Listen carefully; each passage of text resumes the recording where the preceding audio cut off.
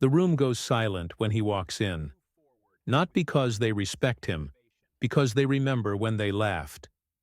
Every eye follows him now, searching for cracks in the armor they once mocked as paper-thin. There was a time when his name was a punchline, when colleagues would exchange glances across conference tables, smirking behind coffee cups as he presented ideas they'd already decided to dismiss. Not because the ideas were bad, because he was the one saying them.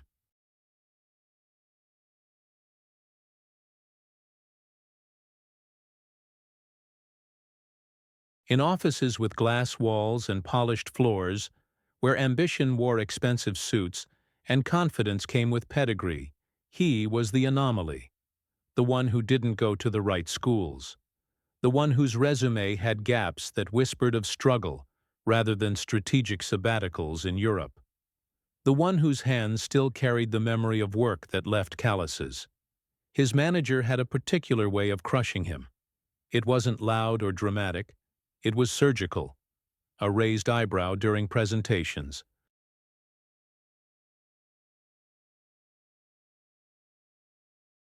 a heavy sigh before responding to his emails, the casual dismissal of his contributions in meetings, crediting them to the team when they succeeded, pinning them solely on him when they stumbled. She had 20 years of corporate warfare under her belt, and she wielded silence like a blade. She knew exactly how to make someone feel small without ever raising her voice. The breaking point came on a Tuesday.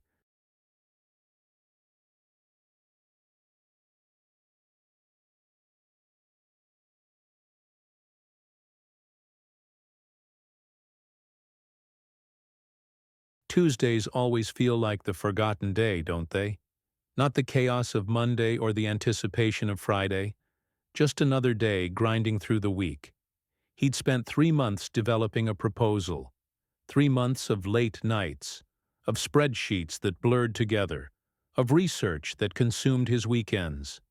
The presentation was scheduled for 2 in the afternoon. He arrived at 1:30, heart hammering against his ribs, slides polished until they gleamed.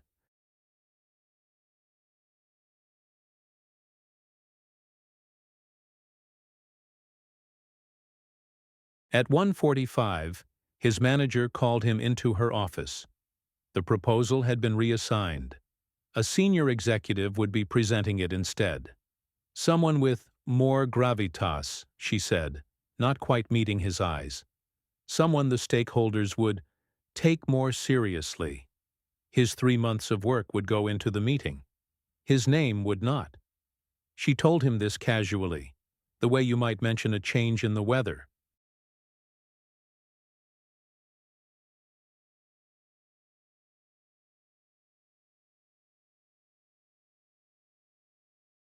Then she asked him to attend the meeting anyway, to provide support if technical questions arose. He sat in the back of that conference room and watched someone else present his vision. Watched them stumble over concepts he could have explained in his sleep. Watched executives nod approvingly at ideas they'd ignored when they came from his mouth. The senior executive even made a joke, loosening the room's tension with practiced charm. Everyone laughed.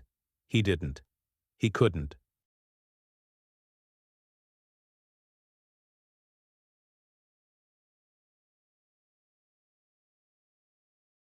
Something was crystallizing inside him, hard and cold and unbreakable. That night, he didn't go home. He sat in his car in the parking garage, engine off, watching the concrete pillars cast shadows in the fluorescent light. His phone buzzed with a text from his wife asking when he'd be home. He stared at it for 5 minutes before responding.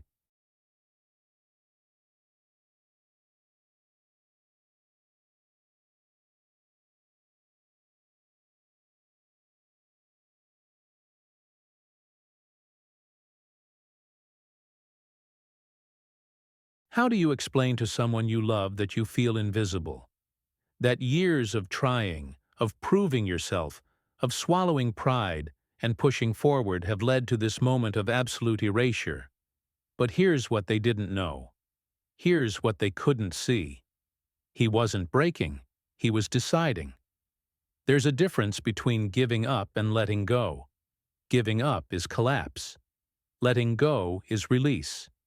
He let go of the need for their approval.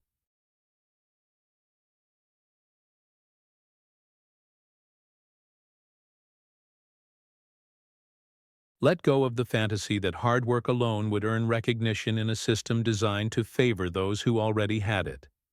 Let go of the version of himself that believed he needed their permission to be extraordinary. He started small, almost invisibly small. While others fought for credit and visibility, he began building something they couldn't see. After his 9 to 5, after the commute home, after dinner with his family, he'd retreat to the garage, converted into an office.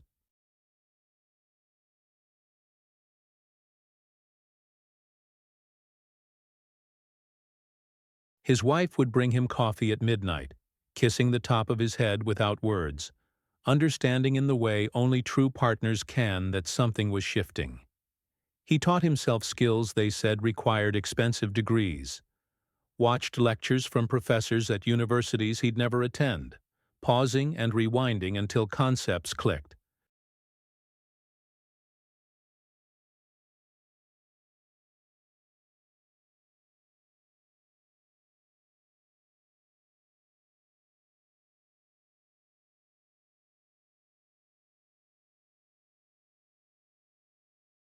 Read books written by people who'd built empires from nothing, taking notes in margins, highlighting passages that felt like they'd been written specifically for him.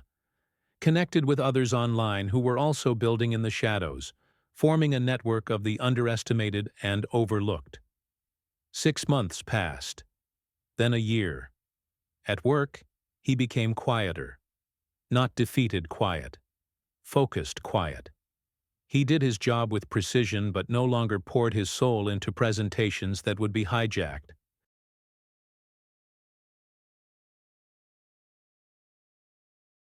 No longer stayed late to perfect proposals for people who saw him as expendable. He became professionally pleasant and personally distant. His manager noticed. She asked once if everything was okay, with that particular tone of concern that wasn't really concern, just a manager checking a box. He smiled and said everything was fine. And in a way, it was.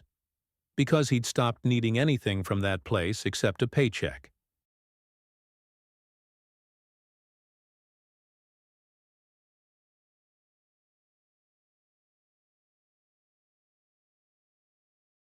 What they didn't see was the project taking shape in those midnight hours. The business he was building brick by careful brick. The clients he was securing through the network he'd cultivated. The expertise he was developing that would make him not just employable, but irreplaceable. Not to them, to himself. His first major breakthrough came quietly. A client from his network needed a solution for a problem that his day job company had failed to solve.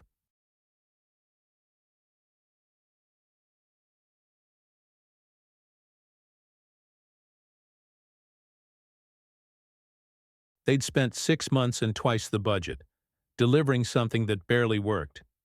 He built a better version in 3 weeks. The client was ecstatic. Word spread in those circles where reputation matters more than titles. More clients came. Then more. Each success was private, invisible to the colleagues who still saw him as the guy in the back of meetings, the one they'd forgotten before they left the conference room. By year 2, he was making more from his side work than his salary.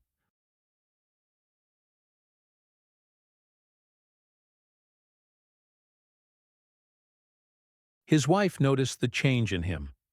Not just the income, though, that helped. The way he carried himself. The return of something that had been slowly suffocated by years of being diminished. Light in his eyes at breakfast. Purpose in his stride. He was remembering who he was before they'd tried to convince him of who he wasn't. The resignation letter was one paragraph. Professional, courteous, empty of anything they could use against him.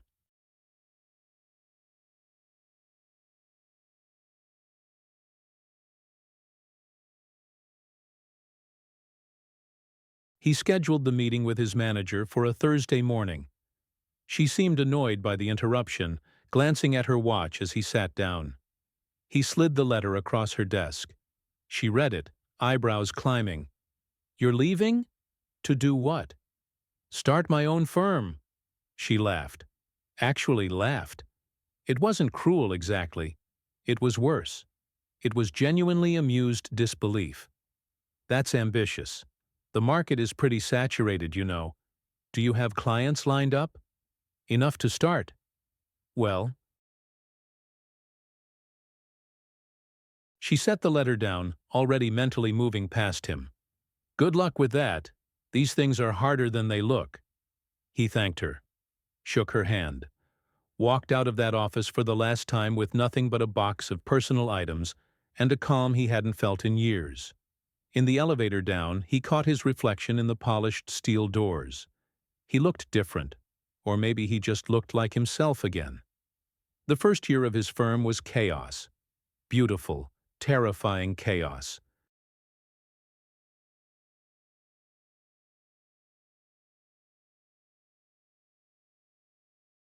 There were nights he questioned everything, staring at spreadsheets that didn't quite balance, wondering if he'd made a catastrophic mistake. There were mornings his wife found him asleep at his desk, laptop still open, cold coffee by his hand. But there was also something else. Freedom.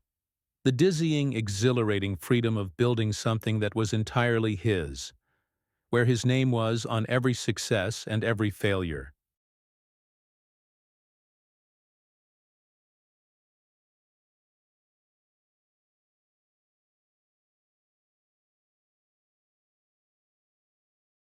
Where the hours he poured in weren't vanishing into someone else's promotion. His former colleagues heard about his company the way you hear about anything in interconnected industries, through whispers and LinkedIn updates. Some were genuinely happy for him.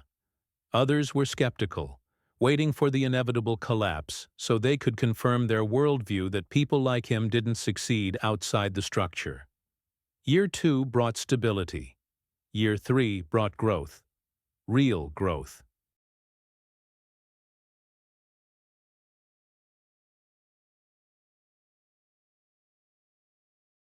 He hired his first employees, carefully selecting people who reminded him of who he'd been.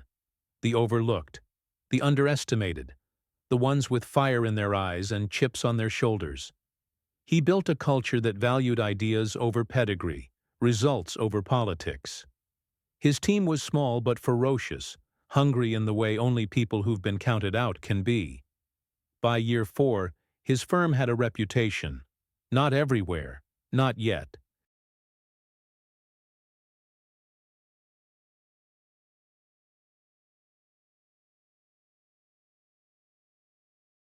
But in the circles that mattered, the ones where real innovation happened, they were known. Known for solving problems others couldn't, for delivering impossible timelines, for working with a precision and passion that larger firms had bureaucratized out of existence. The call came on a Wednesday. His assistant said a company wanted to discuss a major contract. She gave him the name. He went very still. It was his old company, the one he'd left.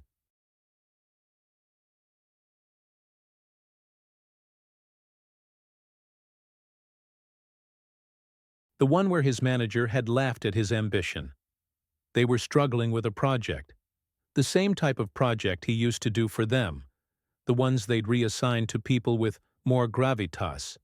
Now they needed help. Now they needed him. He took the meeting, dressed in a suit that cost more than his entire wardrobe from his employee days, arrived in a car that whispered wealth rather than shouted it.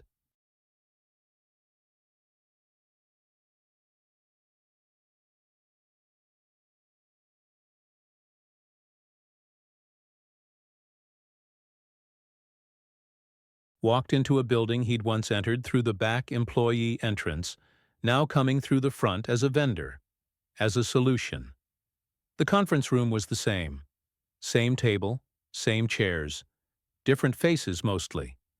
But there, at the end of the table, was his former manager. She looked older, tired in a way that had nothing to do with age and everything to do with being slowly crushed by the same system she'd once weaponized against others. Their eyes met.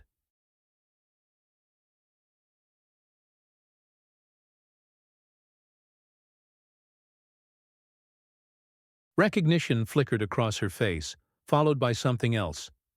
Not quite fear, not quite respect. Something in between. The meeting was professional. They outlined their problem.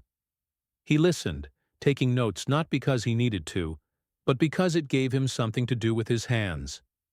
The problem was complex, expensive. They'd already tried 3 other firms. All had failed or quit. They were desperate. When they finished, he asked questions.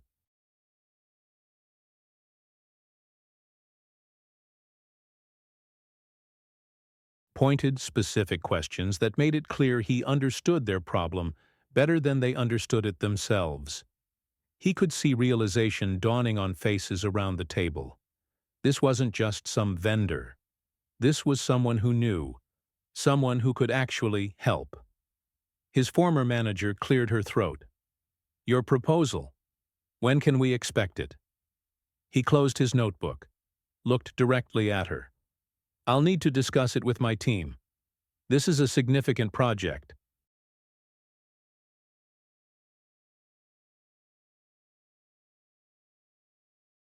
"We'd need to clear our schedule, bring in additional resources. I'll have something to you by end of week." She nodded, trying to maintain authority in a room where the power dynamic had inverted so completely it was almost awkward. "We'd appreciate that. Time is a factor." "It always is." That night he sat in his home office, the garage-converted space that had been the birthplace of everything he'd built.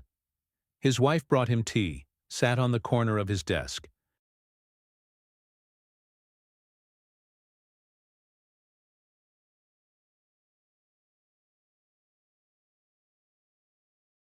"How did it go?" "They need us, badly." "Are you going to help them?" He was quiet for a long time. "What do you think I should do?" She smiled, the way she always did when she already knew his answer. "I think you already know. You didn't build this company to seek revenge.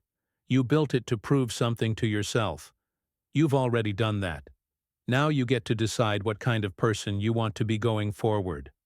She was right. She was always right about the things that mattered.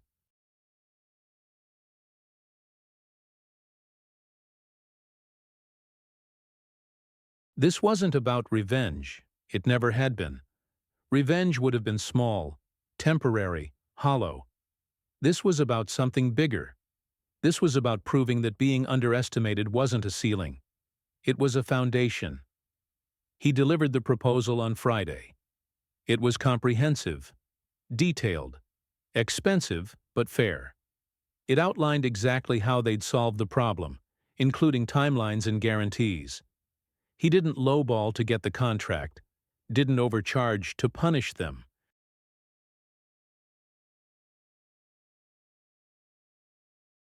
He priced it at exactly what it was worth. They accepted on Monday. The project took 4 months.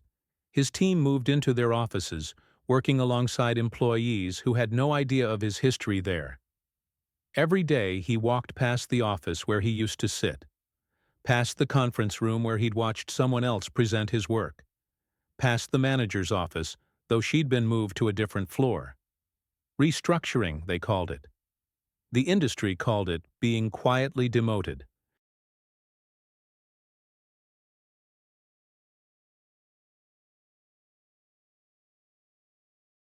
His team delivered the project 3 weeks early, under budget, with a solution so elegant that other departments started asking if it could be applied to their problems too. The senior executives were impressed, started talking about long-term partnerships, about bringing him in as a strategic consultant. The celebration happened at their office, not his. A gesture of goodwill, they said. He brought his team.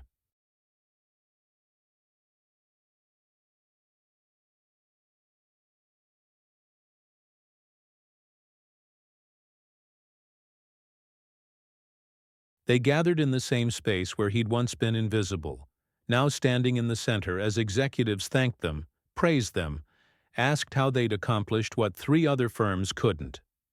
His former manager appeared at the edge of the crowd. She approached slowly, drink in hand, wearing professionalism like armor. "Congratulations! Really impressive work." "Thank you." She looked around, at his team, at the executives still clustered nearby. "I didn't know. Back then."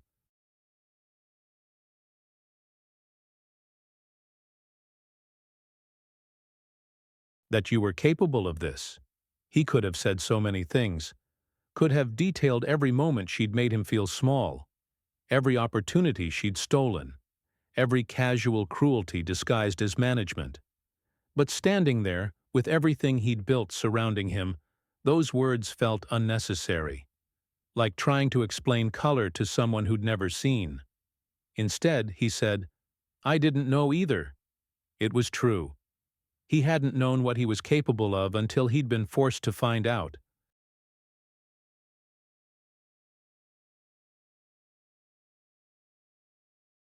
Hadn't known the depth of his resilience until it was tested. Hadn't known he could build something from nothing until nothing was all he had left. She nodded, recognizing the grace in his response, perhaps recognizing too late what she'd lost when she'd underestimated him. "Well, if you ever need recommendations for new clients, I'd be happy to provide them." "I appreciate that." He did. Not because he needed her recommendations, because her offering them meant something had shifted. In her.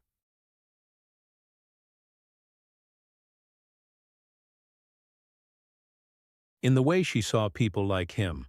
Maybe she'd learned something. Probably not. But maybe. As the evening wound down, he found himself alone for a moment on the balcony overlooking the city. His city now, in a way it hadn't been before. Down there somewhere was the parking garage where he'd sat in his car, feeling erased. Down there was the path he'd walked, invisible and dismissed.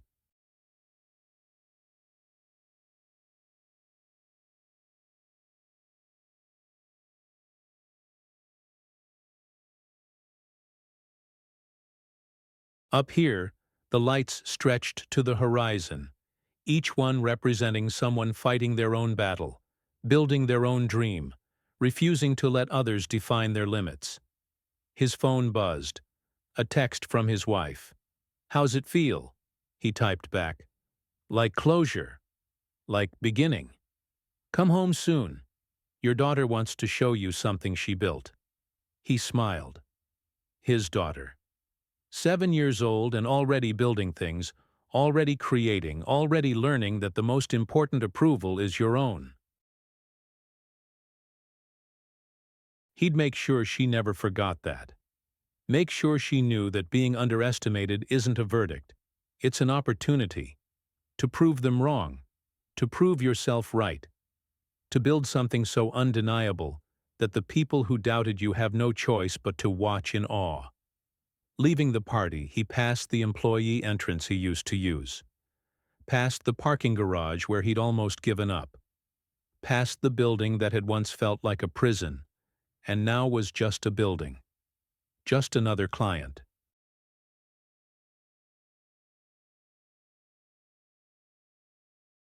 Just another chapter in a story that was still being written. The drive home was quiet. Radio off. Just him and the road and the gentle hum of the engine. He thought about the version of himself that used to make this drive crushed and defeated. Thought about all the people still making that drive right now, feeling invisible, wondering if it's worth continuing, questioning whether they have what it takes. He wanted to tell them something.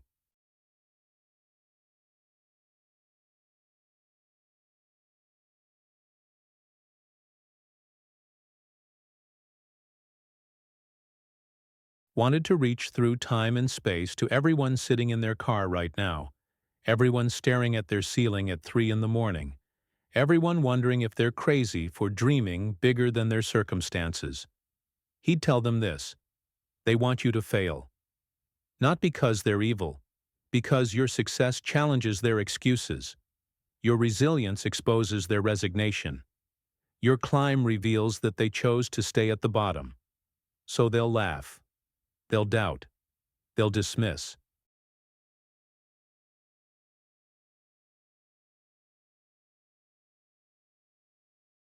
They'll take credit for your ideas and blame you for their failures. They'll make you feel small because the smaller you are, the bigger they feel. Let them. Let them laugh while you learn. Let them mock while you build. Let them celebrate their small victories while you pursue something they can't even imagine. Because here's what they don't understand. Every time they underestimate you, they're removing their own defenses. They're not watching. They're not preparing.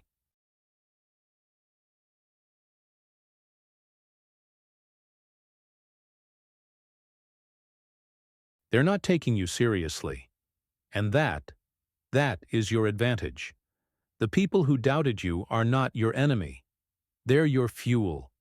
Every dismissive comment, every stolen opportunity, every moment they made you feel less than. Collect them, store them. Let them power you through the nights when you want to quit, through the mornings when it seems impossible, through the moments when their voices in your head get louder than your own.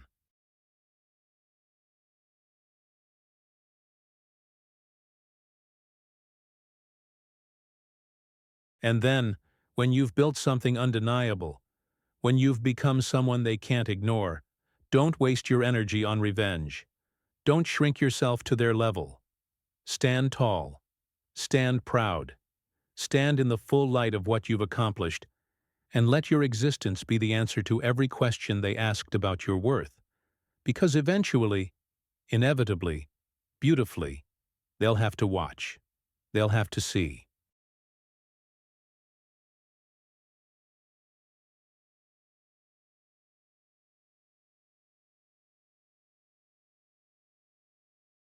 They'll have to acknowledge what you built while they were busy counting you out. And in those moments, when their eyes follow you with something that looks like awe mixed with regret, you'll realize the sweetest victory isn't proving them wrong. It's proving yourself right. Years from now, some of them will tell stories about you, about how they knew you'd make it, how they always believed, how they saw something special. Let them. Let them rewrite history if it helps them sleep.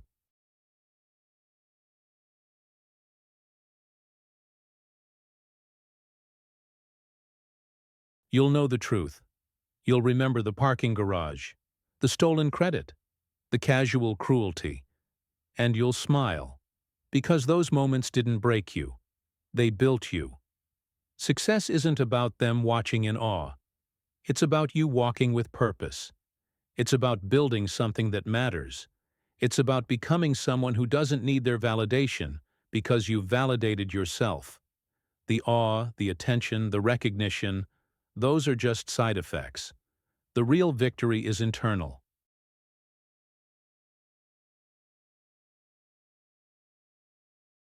It's the moment you realize you're no longer the person they tried to make you. You're the person you chose to become despite them. So to anyone watching this right now, sitting in your car, lying in your bed, standing in your kitchen at midnight questioning everything, hear this. Your doubters are watching. Not yet with awe. Maybe with skepticism. Maybe with hope that you'll fail so they can say they were right. But they're watching.